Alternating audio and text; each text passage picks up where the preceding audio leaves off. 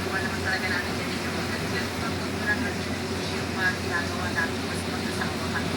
Mas para sa ginagawa ko dito for the dito kasi meron kami ng pera. Kasi sabi ko na tumatulong ka meron talaga kami mag-ibig. Kasi sa mga kapasama nagtatanong ano dito sa dito natin yung kasunod.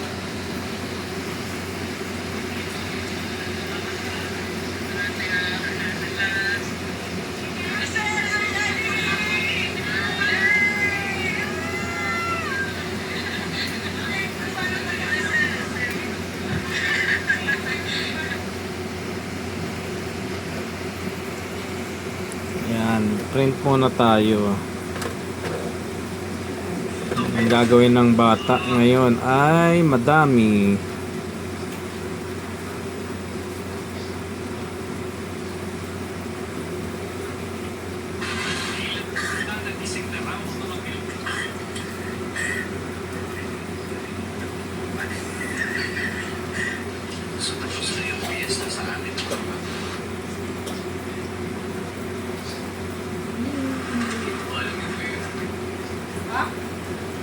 Lalo lang ngayon maulan, sobrang ulan.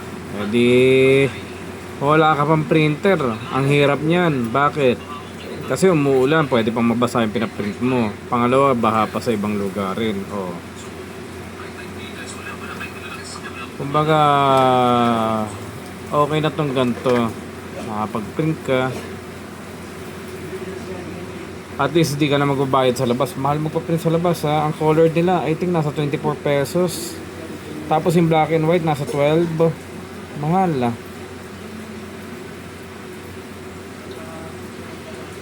Ayan. Print na lang. Makakatipid ka pa.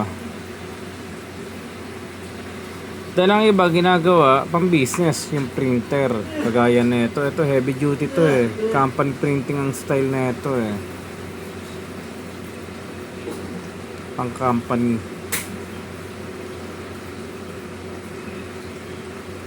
Ayan.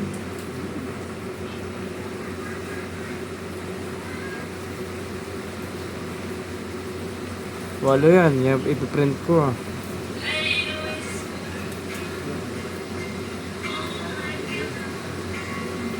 Ayan. Tuloy-tuloy.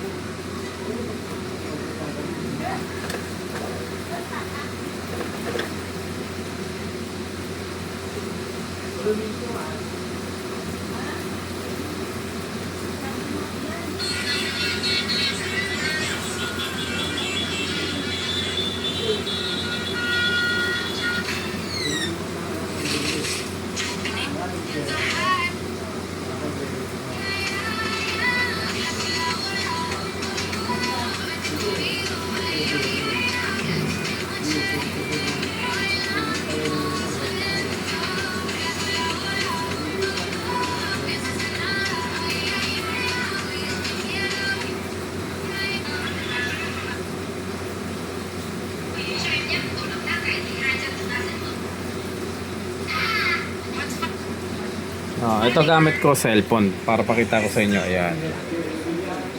Oh, ayan. Cellphone. No? Yan yung gamit ko. Pwede sa cellphone, pwede sa computer, laptop, kahit saan pwede. Ito pa nga yung mga ibang material. Oh. Ayan, pati yung ink. Oh, ayan, nasa gilid. Kompleto yung supply ko. Oh. Pero kung may magdodonate, mas maganda pa. Para mas marami. Ayan, yun yung mga baksang ink. Ito pa yung table ko pa. O, ayan. Table. Diba?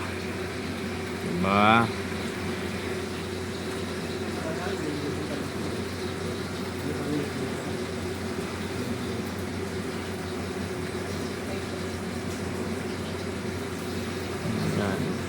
O. Pero yun yung pagka nagpapaprint ako, bawa sa mga isang subject lang, mababa na yung mga 150 ka.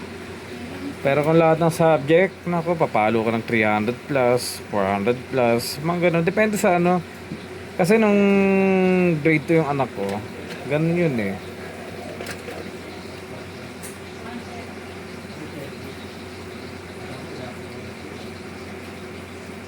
Teka.